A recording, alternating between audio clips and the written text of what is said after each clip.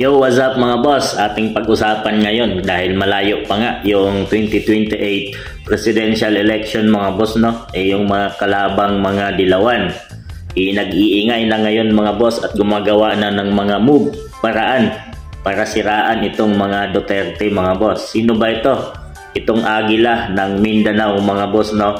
BP Inday Sara Duterte at ito nga si Tatay Digong Duterte mga boss, former President Rodrigo Roa Duterte mga boss. Sa ngayon nga ay todo ang mga ginagawang mga pag-iingay kung ano-ano na lang ang binabato ng mga kalaban dito nga kay BP Inday Sara Duterte para durugin at sirain nga itong pangalang Duterte mga boss, dahil alam nila na ito si BP Inday Sara Duterte ang magiging mahigpit nilang kalaban sa susunod na presidential election mga boss. Malayo pa nga, 4 years pa mga boss, no?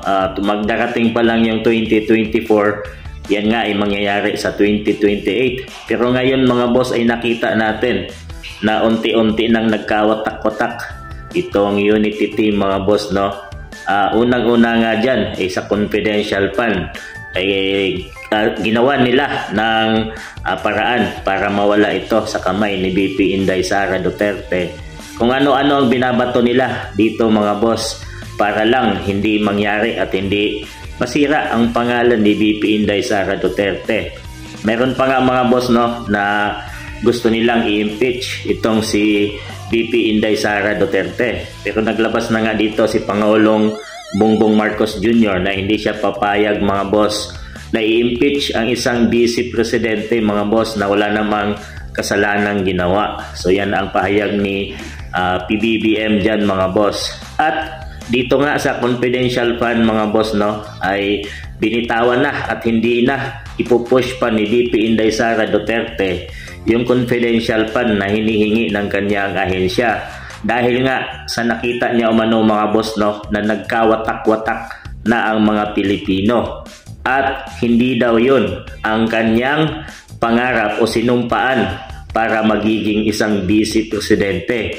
Ang kagustuhan niya mga boss ay maging maganda ang bansang Pilipinas, hindi divided mga boss. So napakaganda talaga ng ating vice presidente na si BP Inday Sara Duterte mga boss. Dito nga ay nakita natin ang kagandahang loob, mabuting puso ni BP Inday Sara Duterte para sa bansang Pilipinas at sa mamamayang Pilipino mga boss.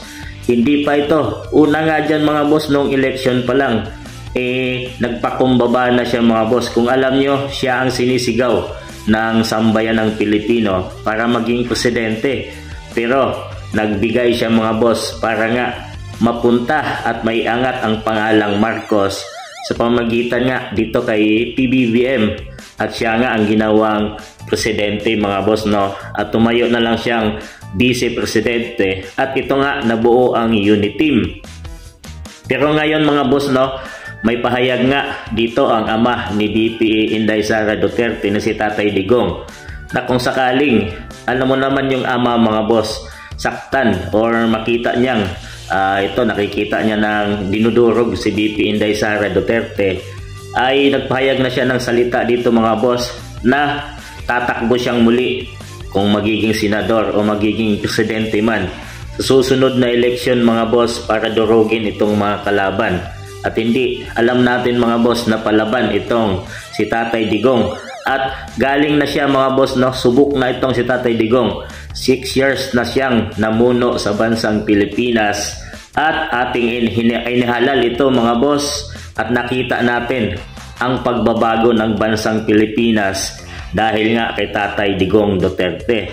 First time nating makita na ang mayor ay binuwag niya ang mga masamang mga ano dyan mga boss, no, sa bansang Pilipinas.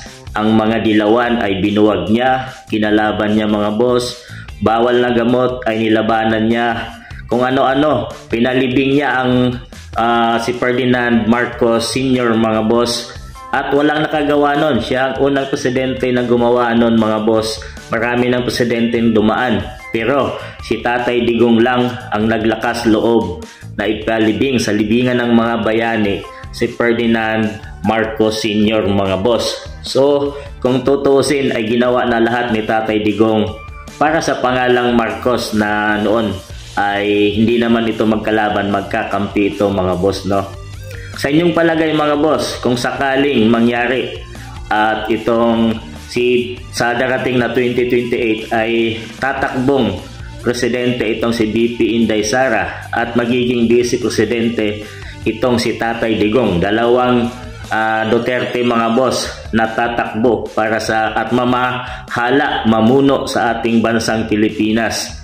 So suportahan nyo ba mga boss? Sang-ayon ba kayo dito? Or ito na ang magiging pagbabago sa ating bansang Pilipinas? Dalawang Duterte mga boss na subok na. Ngayon nga si VP Inday Sara, alam natin ang kanyang puso para at hindi niya inisip ang kanyang kapakanan mga boss, no? Ay kahit paanong mga binabato ng mga kalaban ay patuloy lang siyang ginagampanan ang kanyang pagiging DepEd Secretary at itong kanyang pagiging Vice Presidente mga boss. Hindi niya tinanggap, hindi niya na magkawatak-watak ang mga Pilipino. Ang target niya, ang pangarap niya ay mabuo ng ang mga Pilipino at hindi magkawatak-watak. Ito din si dating Pangulong Rodrigo Roa Duterte, si Tatay Digong mga boss, ay 6 years. Alam natin kung anong kanyang ginawa mga boss. Marami pa sa ating mga Pilipino ang nag-iyakan nung si Tatay Digong nga ay bumaba na sa pwesto noong 2022 mga boss, no? Dahil alam natin kung ano ang ginawa ni Tatay Digong na pagbabago sa ating bansang Pilipinas. Yan mga boss. Ito nga ay sila kung ang mga Duterte ang magiging leader ng ating bansang Pilipinas sa darating na 2028 presidential election mga boss.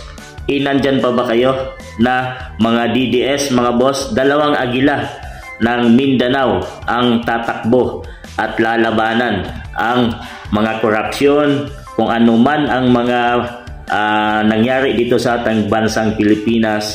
Sila ang magiging leader natin mga boss sa darating na halalan.